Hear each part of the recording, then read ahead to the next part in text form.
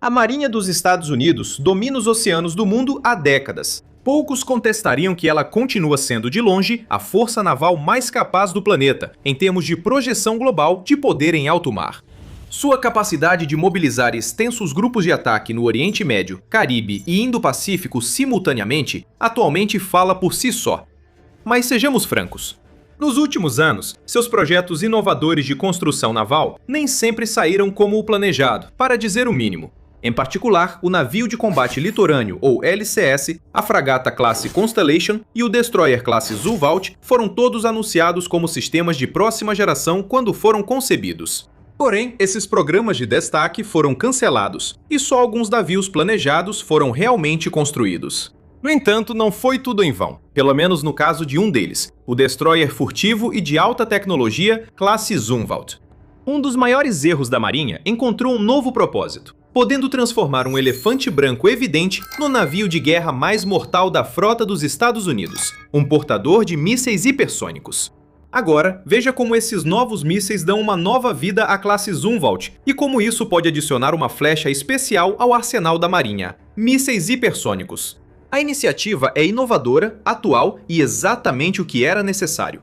Como escreveu há pouco tempo o experiente analista e ex-assessor do Congresso Brandon J. Weichert, o fracasso do destroyer da classe Zumwalt pode ser resumido em duas palavras: desastre total. Claro, não era para ser assim.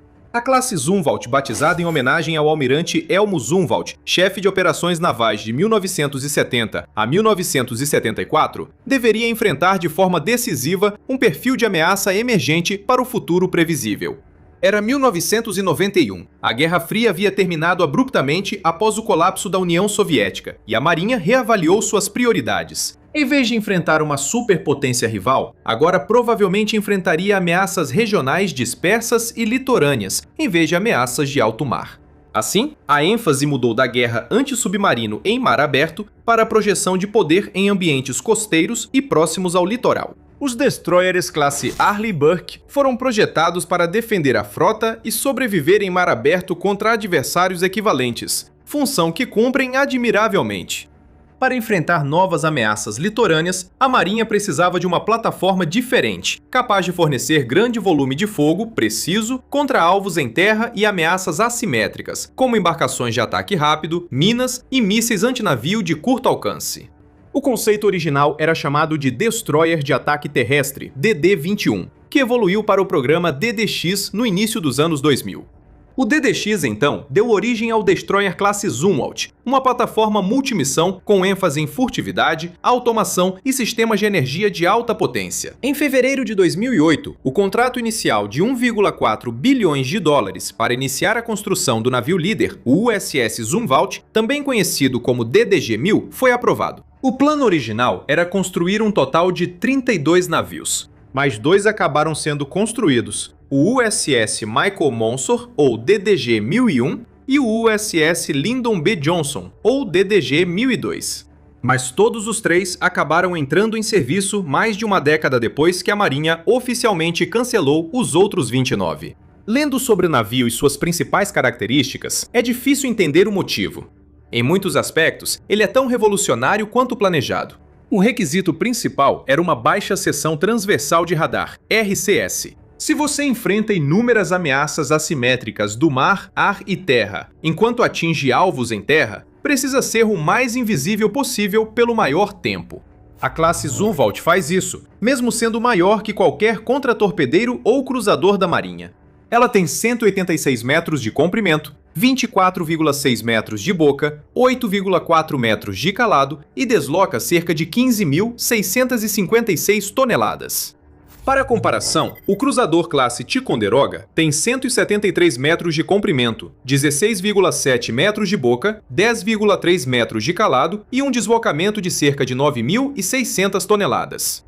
O modelo atual do destroyer classe Arleigh Burke, o Flight 3, tem 155,3 metros de comprimento, 20,1 metros de boca, 9,4 metros de calado e um deslocamento um pouco maior de 9.700 toneladas. Como pode ver, apesar de ser mais longo e largo, o Zumwalt tem calado mais raso que o Ticonderoga e o Arleigh Burke em operações normais. Isso é proposital e se encaixa no seu perfil de missão litorânea. Os Zumwalts têm um sistema de lastro exclusivo que ajusta o calado do navio conforme o combustível é consumido, mantendo a estabilidade exigida pelo casco Tumble Home. Essa assinatura é reduzida ao tamanho da de um pequeno barco de pesca, por causa do casco exclusivo do navio.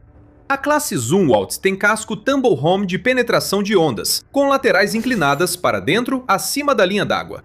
Essa configuração desvia ondas de radar para longe da fonte, reduzindo bastante o RCS do navio em relação a cascos convencionais com laterais verticais ou inclinadas para fora. Parece futurista. Ela enfrenta uma ameaça ultramoderna, mas o conceito não é tão novo.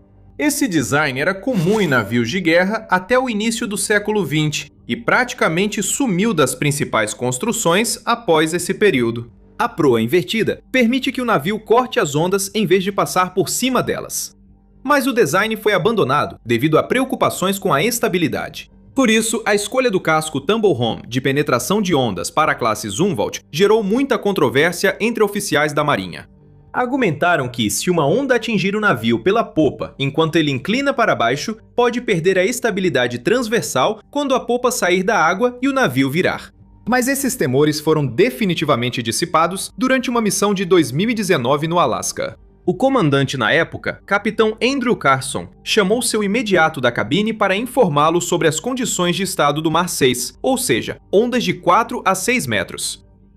O imediato ficou surpreso. Ele acreditava que estavam no máximo em estado do Mar 3, com ondas de 0,5 a 1,2 metros.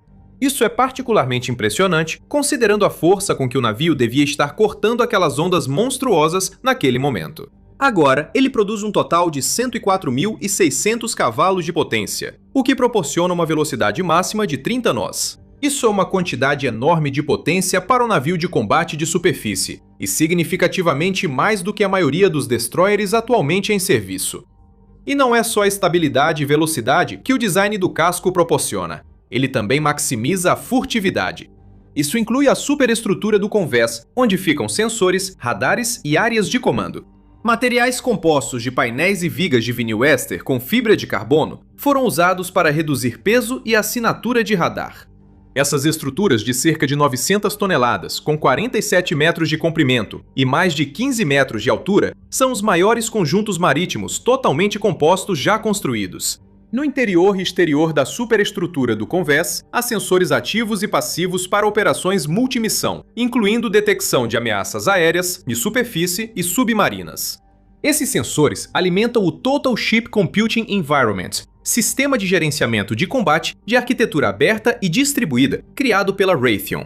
Ele integra radares, sonares, guerra eletrônica e sistemas de armas para tomada de decisões em tempo real e respostas automatizadas. Os Zumwalts são mesmo tão avançados quanto parecem? O problema é que reunir tanta tecnologia e inovação em um só navio tem um custo cada vez maior, muito acima do planejado inicialmente. Esse é um dos principais motivos do cancelamento do projeto pela Marinha. O custo inicial de cada uma das 32 embarcações era cerca de 1,4 bilhão de dólares. Porém, os custos subiram rápido, levando à violação da emenda Nunn-McCurdy em junho de 2010, quando o custo por unidade superou a linha de base original em mais de 15%. Apesar de cortar alguns recursos e reduzir o número de aquisições, os custos continuaram aumentando. A General Dynamics, responsável pela classe Zumwalt, gastou 40 milhões de dólares em uma instalação especial para sua construção. O valor final chegou a 22,5 bilhões de dólares para os 3 navios em abril de 2016. Isso dá uma média de 7,5 bilhões de dólares por navio se você incluir os gastos com pesquisa e desenvolvimento, que originalmente deveriam ser amortizados em 32 navios e não em 3. 3. O Arleigh Burke Flight Tree custou cerca de 2,2 a 2,5 bilhões de dólares por navio, menos de um terço do preço do Zumwalt. O submarino de ataque de propulsão nuclear da classe Virginia, Block 5 ou 6, custa de 4,3 a 4,8 bilhões de dólares por unidade. Isso está na mesma faixa de preço dos porta-aviões classe Nimitz dos Estados Unidos, mas cerca de um terço a menos do que o navio da classe Zumwalt. Então, você preferiria ter um submarino nuclear com um moderno Arleigh Burke incluído de brinde ou um Zumwalt experimental? Se você optou pelo submarino nuclear, concorda com a Marinha e o Congresso, já que o canhão principal do Zumwalt ficou inutilizável. O Advanced Gun System da classe Zumwalt ou AGS consistia em 2 canhões navais de 155mm e 62 calibres. O problema é que ele foi projetado exclusivamente para o projétil de ataque terrestre de longo alcance, ou LRAP, uma munição guiada de precisão destinada a bombardeios costeiros de longo alcance, com alcance de 83 milhas náuticas. O navio podia transportar 335 projéteis por canhão, ou 670 projéteis no total, mas com um compartimento de armazenamento adicional para 320 projéteis, podia transportar um total de 990 projéteis. Parece ótimo, mas não quando cada projétil custava 800 mil a $1 milhão, valor que o custo unitário acabou atingindo. O desenvolvimento dos projéteis foi cancelado devido ao alto custo. Para piorar, o estriamento especial de rotação lenta e o carregador automático do canhão são incompatíveis com a munição padrão de 155mm.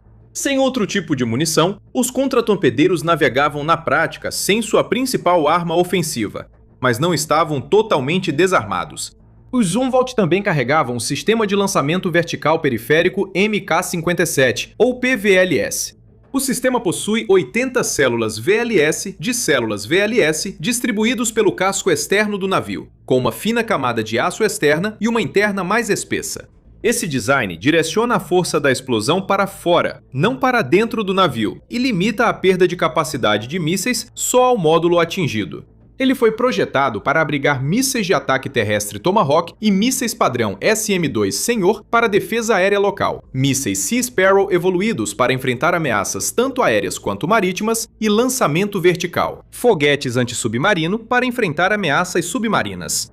2 sistemas de canhão MK-46 de 30mm fornecem defesa de curto alcance contra pequenas ameaças de superfície. Mas em um navio de guerra, de que serve uma defesa forte se não há ataque? Se você quer atualizações diárias e análises sobre os principais acontecimentos militares e geopolíticos, inscreva-se no canal. No canal The Military Show, você encontra conteúdos militares detalhados, precisos e perspicazes no YouTube. Agora, a Marinha encontrou uma solução engenhosa para o problema ofensivo. As instalações AGS inoperantes ficaram para trás. No lugar delas, entram 4 grandes tubos de módulo avançado de carga útil, cada tubo de 87 polegadas, capaz de abrigar 3 mísseis, e não um míssil qualquer. Navios da classe Zumwalt estão sendo adaptados para usar o ataque convencional rápido, CPS, arma hipersônica de impulso e deslizamento que alcança mais de 2.700 km. É uma nova classe de ataque não nuclear, ultra rápida, capaz de penetrar defesas modernas e responder a ameaças emergentes quase instantaneamente. O CPS integra a nova geração de mísseis hipersônicos desenvolvidos pela Lockheed Martin. CPS para a Marinha, a Arma Hipersônica de Longo Alcance, ou LRHW, para o Exército, e a Arma de Resposta Rápida Lançada do Ar, ou ARRW, um míssil ar-terra para a Força Aérea. O CPS da Marinha e o LRHW do Exército compartilham o mesmo corpo planador hipersônico comum, o que ajuda a reduzir custos, acelerar o desenvolvimento e simplificar futuras atualizações. O CPS utiliza um impulso inicial por foguete, seguido pelo uso de forças aerodinâmicas durante a planagem. Esse design permite ataques mais rápidos, de maior alcance e mais manobráveis, aumentando a sobrevivência contra defesas inimigas. Em maio de 2025, a Marinha informou que realizou com sucesso um teste completo de voo a partir de base terrestre na Estação da Força Espacial de Cabo Canaveral, usando o método de lançamento a gás frio. Ou seja, o motor do foguete é ligado após o míssil sair do silo. Esse é um marco importante. Como explica o vice-almirante Johnny R. Wolfe Jr., a abordagem de gás frio permite à Marinha ejetar o míssil da plataforma e colocá-lo a uma distância segura acima do navio antes da ignição do primeiro estágio.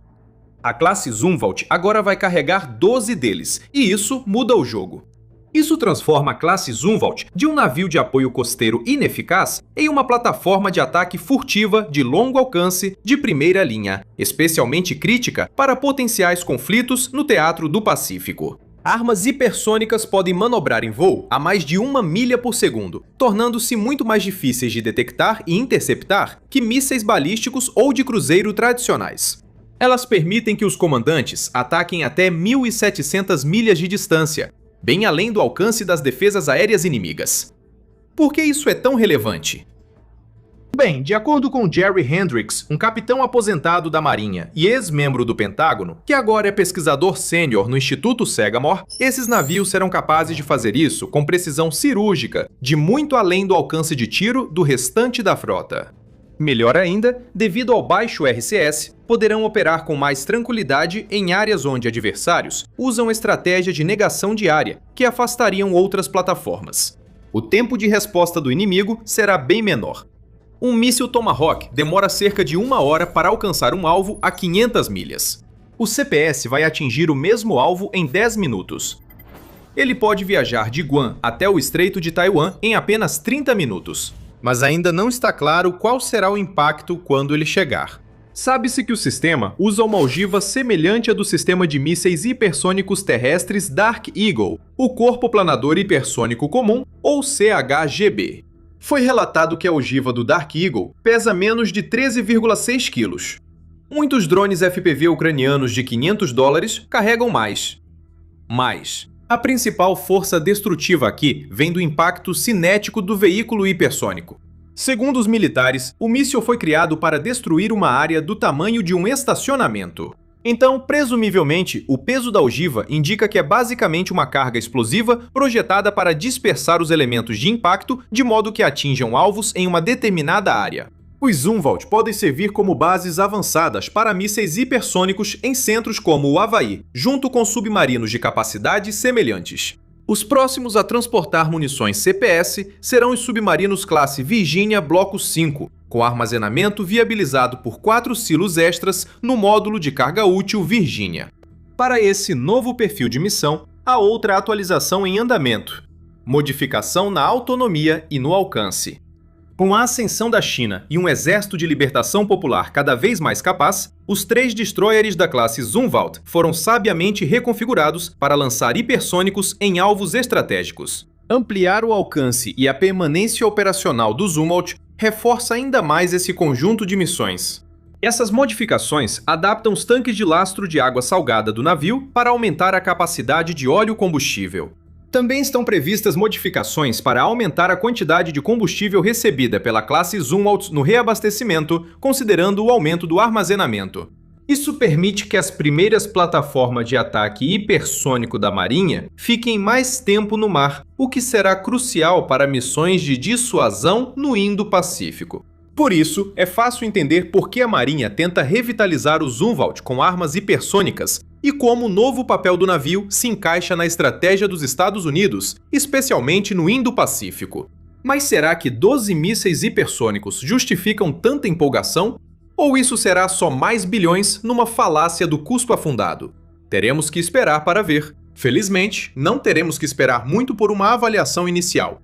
O USS Zumwalt deve ser recomissionado ainda em 2026. Após 3 anos em doca seca, ele foi visto no início do ano em testes no mar. Os outros destroyers da classe Zumwalt também serão atualizados para o mesmo padrão em breve. O trabalho de modernização no terceiro navio da classe Zumwalt, o USS Lyndon B. Johnson, já começou. A desmontagem do canhão de proa e outros trabalhos para remover equipamentos excedentes já foram concluídos.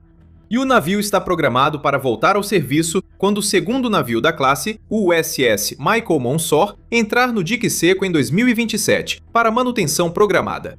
Então, em breve veremos que tipo de diferença os hipersônicos fazem no mar e não apenas na teoria. Também teremos a chance de ver se o outro grande defeito da classe Zumwalt até agora foi resolvido no dique seco: problemas persistentes de confiabilidade. Até certo ponto, isso é esperado, considerando a integração abrangente de tecnologias não comprovadas. O sistema de propulsão elétrica integrada e a automação extensiva, por exemplo, levaram a falhas frequentes de equipamentos. Durante seus testes iniciais no mar em dezembro de 2017, o USS Monsur apresentou problemas de propulsão devido à entrada de água do mar nos componentes elétricos, encurtando os testes e, por fim, atrasando sua entrega. Em outro exemplo notável, ocorreu uma pane de propulsão durante a travessia do Canal do Panamá em 2016.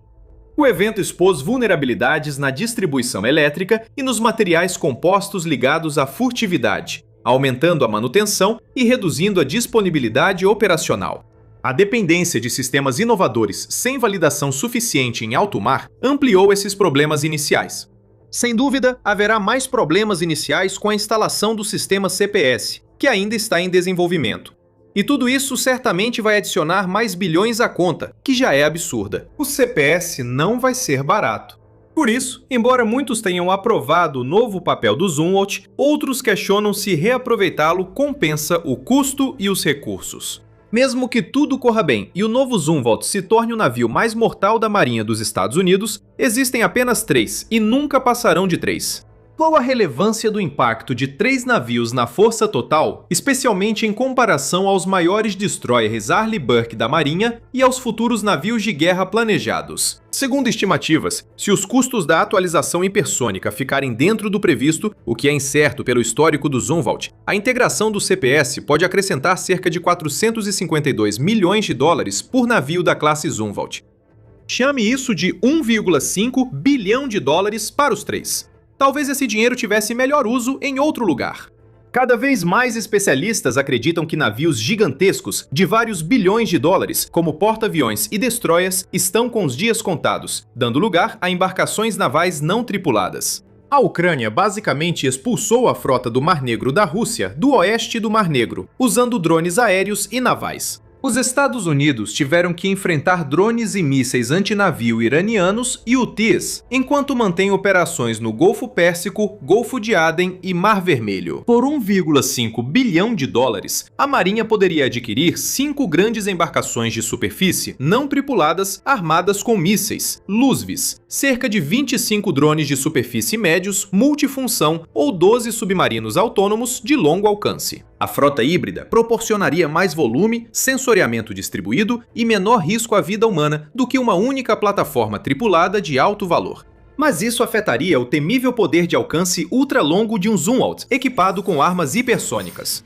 Ou seja, se desta vez finalmente funcionar como a Marinha espera.